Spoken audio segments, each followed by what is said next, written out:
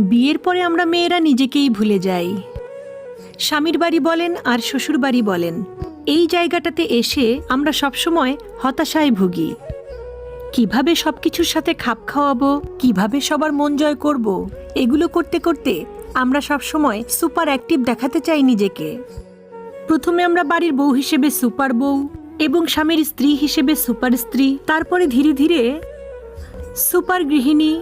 এবং আমরা যদি বাইরে কর্মও করি, মানে কোনো পেশার সাথে জড়িতও থাকি, তাহলে আমরা সংসার ও বাইরে সামলাতে যেয়ে সুপার অ্যাক্টিভও হতে চাই, আবার সুপার পেশাজীবীও হতে চাই। মোট কথা সবকিছু মিলিয়ে সব জায়গাতে আমরা সুপার নারী হতে চাই। সব মেয়েদেরকেই বলছি, জীবনটাকে একদম নিঃশেষ করে দিয়ে সুপার মা, সুপার গৃহিণী, সুপার অ্যাক্টিভ ওমেন তোমাকে হতে হবে না। কারণ এসব করতে যে যখন তোমার শরীর ভেঙে যাবে, তখন ওই যাদের জন্য সব কিছু করে